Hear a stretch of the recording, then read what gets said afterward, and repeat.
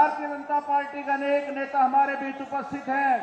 मैं स्वागत के लिए निवेदन करूंगा डॉक्टर अशोक तंवर जी, हमारे दोनों जिला अध्यक्ष, हमारे बहन सुनीता दुग्गल जी, वो पगड़ी पहना करके माननीय योगी जी का स्वागत करें।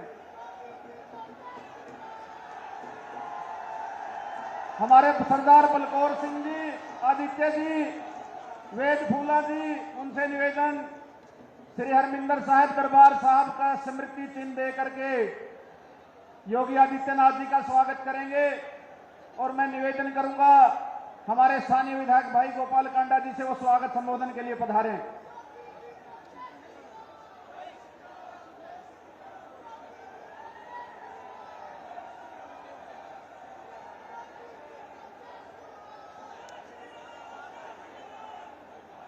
मैं निवेदन करूंगा क्योंकि मौसम खराब है, माननीय मुख्यमंत्री जी को जल्दी जाना है। अशोक तंवर जी से निवेदन करूंगा वो आए और स्वागत में अपने शब्दों के माध्यम से स्वागत भी करें और कम समय में अपनी बात रखें। डॉक्टर अशोक तंवर जी।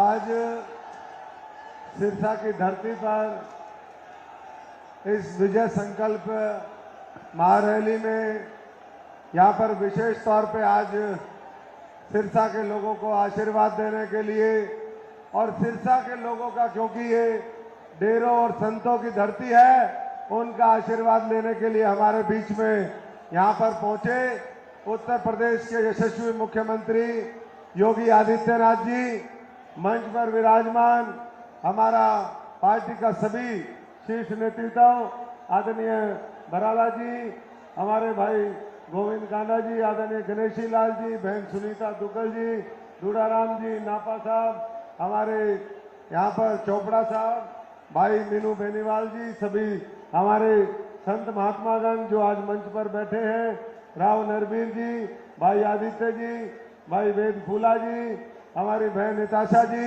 और मंच पर बैठे सभी नेतागण और सामने बैठे मेरे बहुत ही जुझारू सभी सम्मानित पिता समान बुजुर्गों, नौजवान साथियों, माताओं, बहनों, प्यारे बच्चों, जहां तक भी आवाज जा रही है हमारे मंडी के सभी शहरवासी, सभी साथी, मैं आज आप सब की तरफ से यहाँ पर आदरणीय मुख्यमंत्री जी का बहुत बहुत अभिनंदन करता हूँ, बहुत बहुत स्वागत करता हूँ।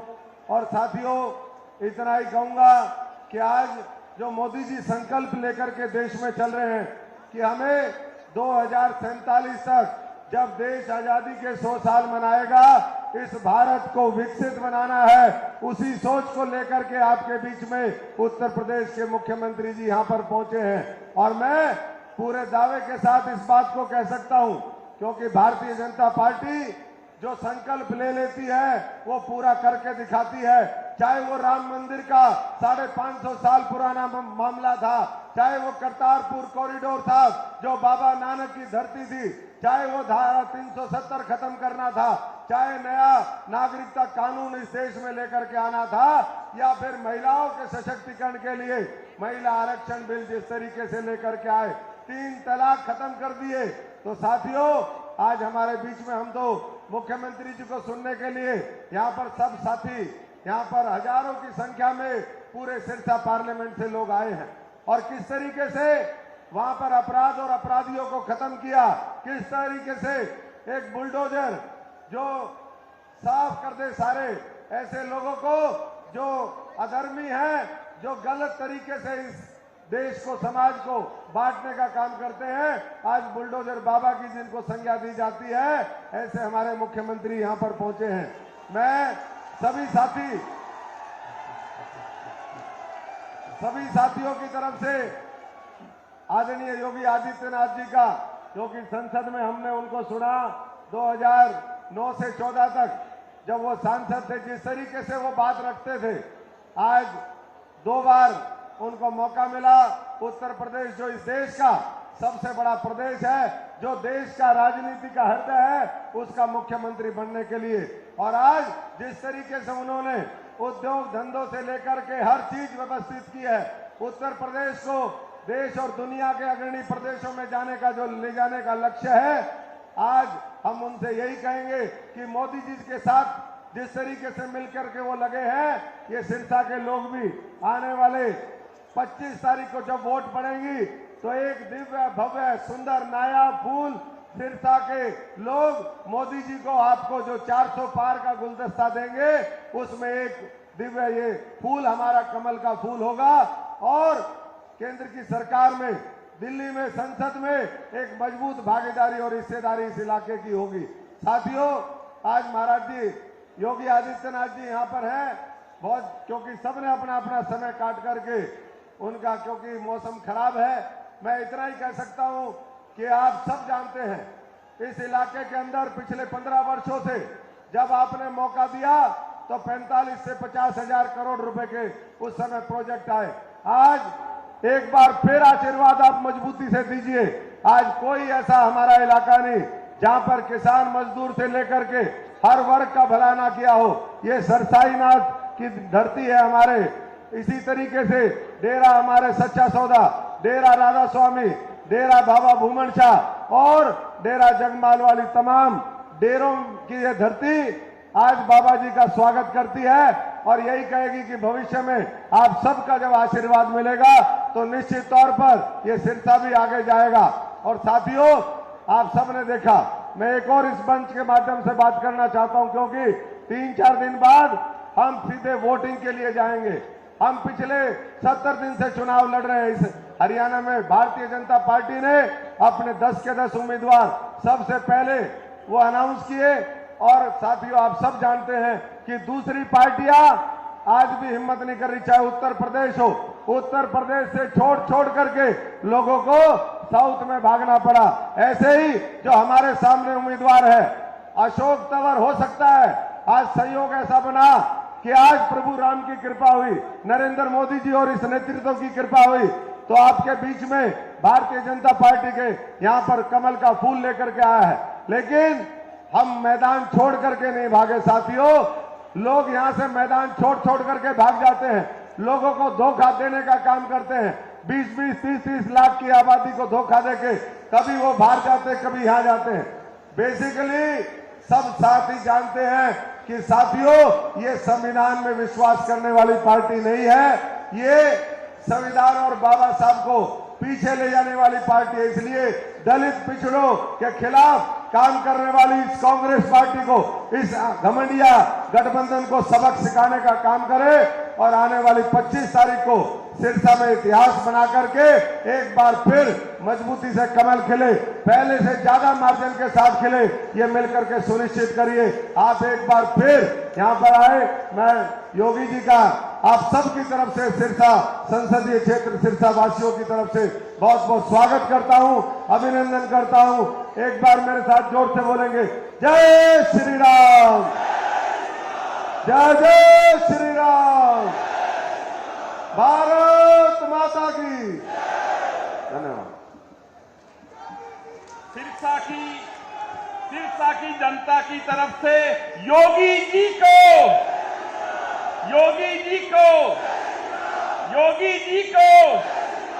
आग लगी आकाश में, झरझर पड़े अंगार, संत ना होते जगत में तो जल उठता संसार।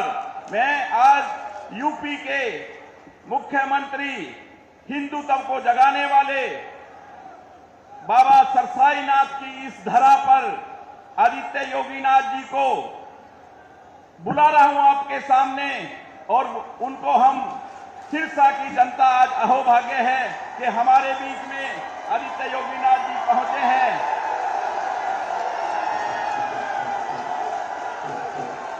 भारत माता की, भारत माता की, भारत माता की। वंदे वंदे वंदे।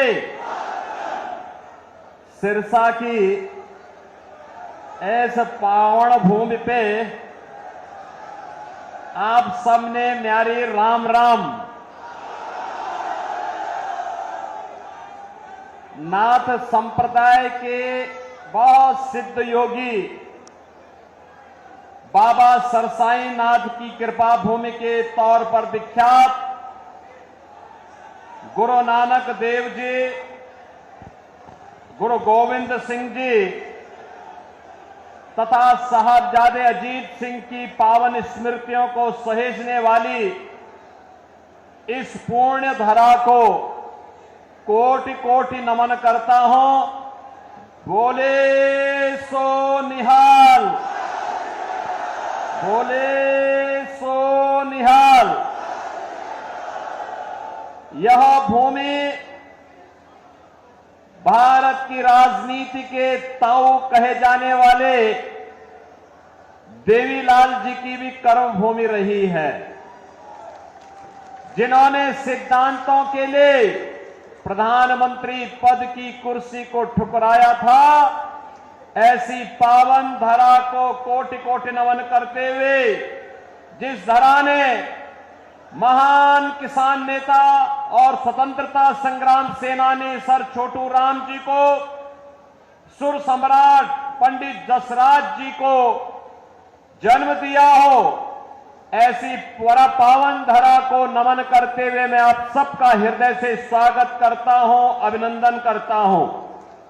मंच पर उपस्थित हमारे पूज्य संत श्री सौंदर्यनाथ जी, महंत श्री केशवनाथ जी,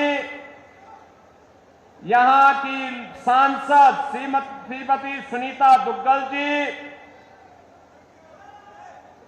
लोकसभा के हमारे प्रत्याशी श्री अशोक तंवर जी, राज्यसभा के माननीय सांसद श्री सुभाष बराला जी, लोकप्रिय विधायक और हमारे नाथ संप्रदाय के ही भक्त हैं श्री गोपाल जी, माननीय विधायक श्री दुड़ाराम जी, विधायक श्री लक्ष्मण नापा जी, जिलाध्यक्ष श्रीमती नताशा सिहाग जी, जिलाध्यक्ष फतेहाबाद श्री बलदेव ग्रोहा जी, पूर्व राज्यपाल श्री गणेशी लाल जी, लोकसभा संयोजक आदित्य चौटाला जी, हरियाणा सरकार के चेयरमैन श्री बेग फुला जी, जगदीश चोपड़ा जी, मंच पर उपस्थित भारतीय जनता पार्टी के सभी हमारे पदाधिकारीगण और भारी संख्या में बाबा सिरसाई नाथ की पावन धरा को विकास और विरासत की भूमि के रूप में स्थापित करने के लिए यहां पर उपस्थित मैंने बहनों और भाइयों, आप सबका मैं हृदय से अभिनंदन करता हूं, स्वागत करता हूं। बहनों और भाइयों, मैं बाबा गोरखनाथ की धरती से और मर्यादा पुरुषोत्तम प्रभु राम की पावन जन्मभूमि से आपके बीच में यहां पर आया हूं। भारत के यशस्वी प्रधानमंत्री और दुनिया के सबसे लोकप्रिय राजनेता मोदी जी का संदेशा लेकर के आया हूं, और संदेशा यही लेके आया हूं कि 4 चरणों के चुनाव पहले ही संपन्न हो गए थे, 5वां चरण आज चल रहा है, और अब पूरे देश के अंदर एक पहले 3 चरणों में 4 चरणों में जो लहर थी, 5वें चरण में वो सुनामी बन चुकी है, मोदी की सुनामी पूरे देश के अंदर। और एक ही स्वर गूंज रहा है, चारों ओर एक ही नारा गूंज रहा है, और वह है कि फिर एक बार, फिर एक बार, तीसरी बार, तीसरी बार, अब की बार, अब की बार। जब हम 400 पार की बात करते हैं तो बहन और भाइयों, कांग्रेस को चक्कर आने लगता है, और चक्कर इसलिए आने लगता है क्योंकि 400 सीटों पर तो चुनाव ही नहीं लड़ रही है, तो जीतेगी कैसे। और इसीलिए तो मैं कह रहा हूं, जनता जनार्दन से जवाब देती है। क्या जवाब देती है? जवाब देती है कि जो राम को लाए हैं, जो राम को लाए हैं, पूरे देश से की आवाज है। और बहनों, और विरासत और विकास की अद्भुत संगम। अयोध्या में रामलला आ गए, और कांग्रेस को तो सत्ता की इतनी जल्दी थी कि करतारपुर साहब को ये भूल गई थी। और तो मोदी जी आए, तो मोदी जी ने आने के बाद करतारपुर कॉरिडोर के निर्माण के कार्यक्रम को भी आगे बढ़ाया। गुरु नानक देव की पावन धरा को भी भारत का हिस्सा बनाने का कार्य आगे बढ़ाया। और गुरु गोविंद सिंह जी महाराज के चार साहबजादों ने, जिन्होंने सरहिंद के लिए अपने आप को बलिदान किया था, उनके नाम पर 26 दिसंबर की तिथि को वीर बाल दिवस के रूप में मनाने की घोषणा भी की है। इसलिए बहनों और भाइयों, आज इसीलिए मैं आपको पास आया हूं कि पावन धरा तो मेरे लिए दो प्रकार से महत्वपूर्ण है। गुरु नानक देव जी से लेकर के गुरु गोविंद सिंह जी के साहबजादों की पावन धरा के रूप में, और हमारे नाथ संप्रदाय के पवित्र संत बाबा सिरसाई नाथ जी के नाम पर, जिनके नाम पर इस सिरसा बसा हुआ है। इसलिए ये मेरे लिए एक पावन धरा है। इसको मैं कोटि कोटि नमन करता हूं, आप सबका अभिनंदन करता हूं, स्वागत करता हूं। बहनों और भाइयों, आज देश बदल चुका है। हमारी पीढ़ी सौभाग्यशाली है कि हम नए भारत के नागरिक हैं। मोदी जी के नेतृत्व में कार्य कर रहे हैं, और जो दुनिया के लिए असंभव है,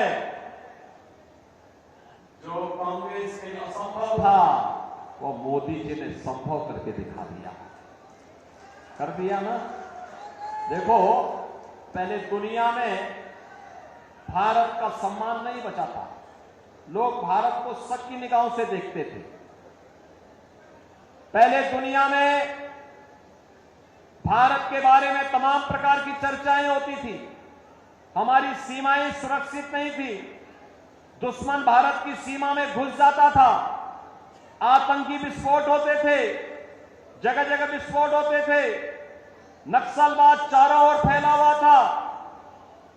विकास कार्य ठप पड़े थे। जब सुबह उठते थे तो पहला समाचार भ्रष्टाचार का, और सायंकाल होते होते आतंकी वारदात की घटनाएं आने लगती थी। निर्दोष लोग मारे जाते थे, सेना के जवान शहीद होते थे। गरीबों के कल्याण के लिए कोई योजना नहीं थी। कोई गरीब भूख से मरता था, किसान आत्महत्या करता था, दवा के भाव में मरीज दम तोड़ता था, बेटी और व्यापारी सुरक्षित नहीं थी। बहनों और भाइयों, पिछले 10 वर्ष में मोदी जी ने भारत की तस्वीर और तकदीर को बदला है। ये तस्वीर और तकदीर को कैसे बदल दिया है? आज भारत का सम्मान दुनिया में बढ़ा है। दुनिया में कोई संकट आता है, लोग दुनिया भारत की तरफ देखती है। सीमाएं सुरक्षित हैं। अब कोई दुश्मन भारत की सीमाओं का अतिक्रमण नहीं कर सकता है, क्योंकि नया भारत है। और आतंकी वारदात तो नहीं होती, उस पर नकेल कसा गया। लेकिन अगर पटाखा भी जोर से फट जाए ना, तो सबसे पहले पाकिस्तान सफाई देता है कि नहीं, मैंने नहीं किया है। उसे मालूम है अगर समय रहते सफाई नहीं दी तो ये भारत है, छेड़ता नहीं है। लेकिन अगर कोई छेड़ता है तो उसको छोड़ता भी नहीं है, वो भयभीत रहता है। बहनों और भाइयों, भय बिनु होई न प्रीति, ये वही है। जब ताकत होती है ना, तो हर व्यक्ति शांति और सौहार्द के लिए आपके सामने झुकता है। और आज भारत ने दुनिया को एहसास कराया है।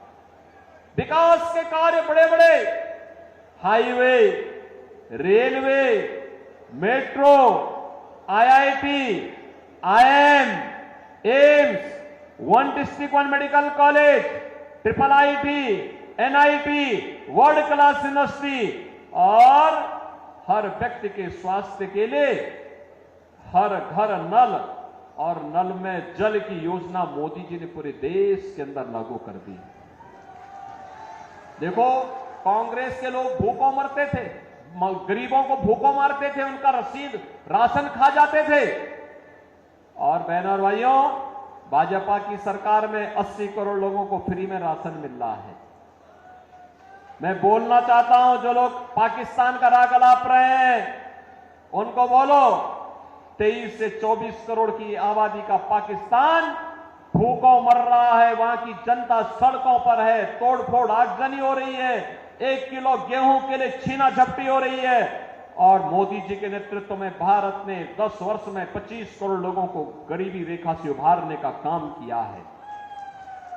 60 करोड़ लोगों को देश के अंदर 5 लाख रुपए का स्वास्थ्य बीमा का कवर मिल रहा है। 50 करोड़ गरीबों के जनधन अकाउंट खुल गए हैं। 12 करोड़ किसानों को किसान सम्मान निधि का लाभ, 12 करोड़ घरों में शौचालय का निर्माण, 10 करोड़ गरीबों को उज्ज्वला योजना का कनेक्शन और 4 करोड़ गरीबों के मकान बन गए हैं। और मोदी जी ने घोषणा की है तीसरी बार सरकार बनेगी, 70 वर्ष से ऊपर के हर एक बुजुर्ग को 5 लाख रुपए हर वर्ष स्वास्थ्य के लिए उपलब्ध करवाएंगे। मोदी जी ने घोषणा की है तीसरी बार सरकार बनते ही जितने बचे हुए गरीब होंगे उनको भी एक एक मकान उपलब्ध करवाएंगे। मोदी जी ने घोषणा की है तीसरी बार सरकार बनाएंगे, सोलर स्कीम के अंतर्गत हर घर को फ्री में बिजली उपलब्ध करवाने का काम भी करेंगे। बहन और भाइयों, यहां विकास भी है, गरीब कल्याण भी है, देश की सुरक्षा भी है, आतंकवाद का सफाया भी है और भारत का सम्मान भी है। और साथ साथ रामलला का भव्य मंदिर के निर्माण का कार्य भी तेजी के साथ आगे बढ़ गया है। रामलला अयोध्या में विराजमान हो गए। बहन और भाइयों, मैं आपसे पूछना चाहता हूं, मोदी जी ने जो ये किया, इसमें किसी के साथ भेदभाव हुआ है क्या? अरे इसमें तो कोई भी जाति, हर जाति, मत, मजहब, क्षेत्र, भाषा, पूरे देश के 140 करोड़ लोगों को उन्होंने परिवार मान करके दिया। सबका साथ, सबका विकास की बात मोदी जी ने की।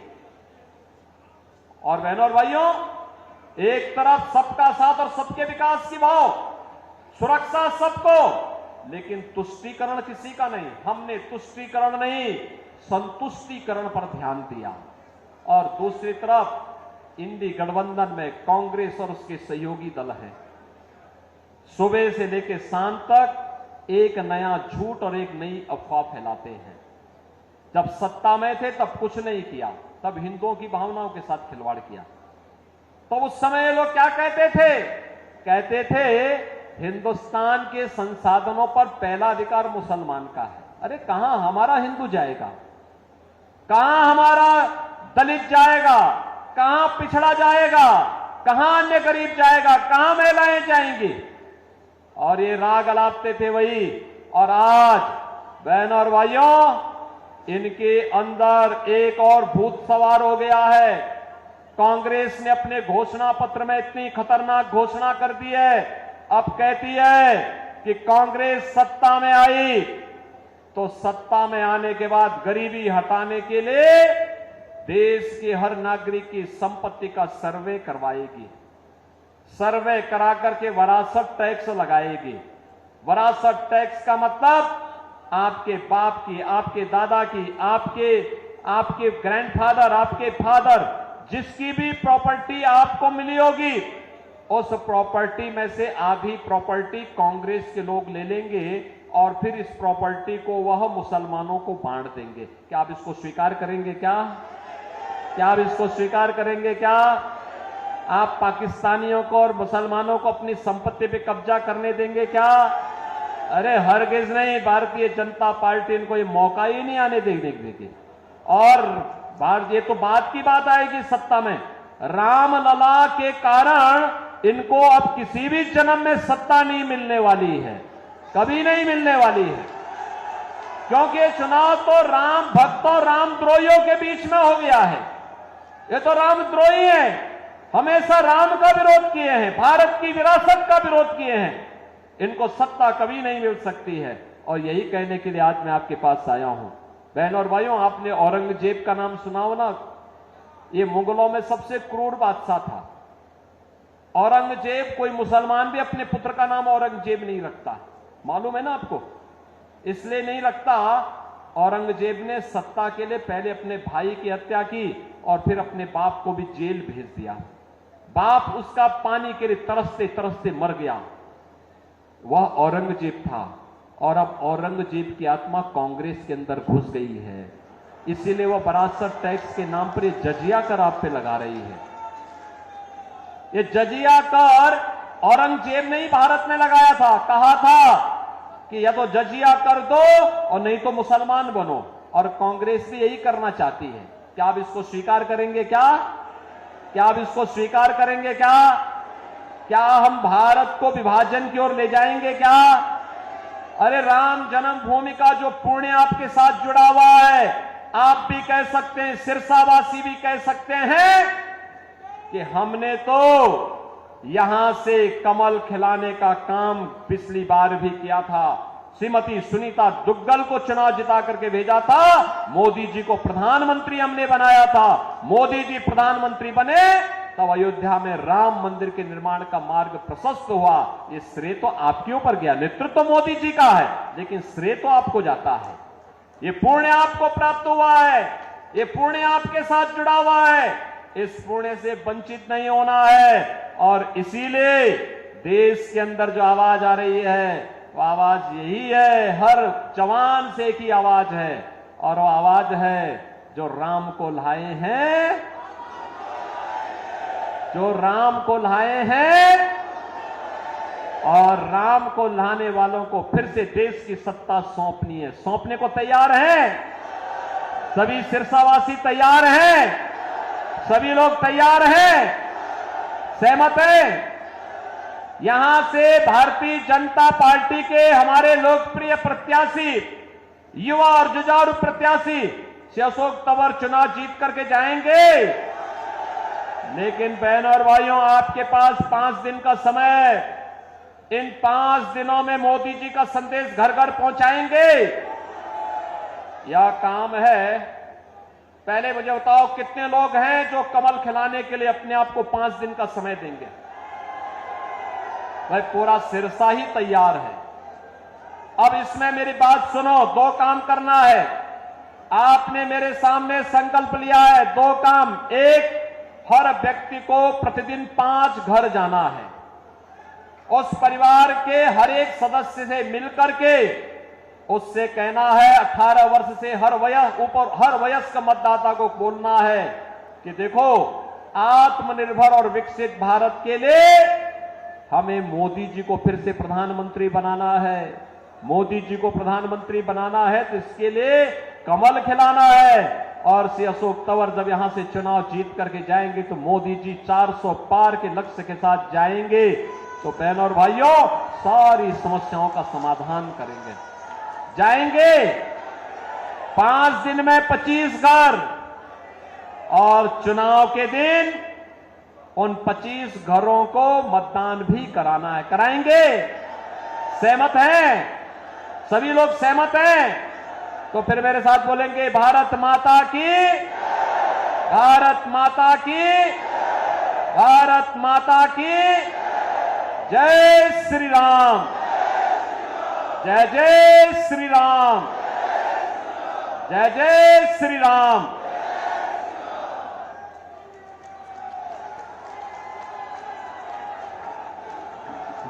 आप सभी माननीय योगी आदित्यनाथ जी के स्वागत में इतनी भारी संख्या में आप सभी का बहुत बहुत धन्यवाद। जय श्री राम, जय जय श्री राम।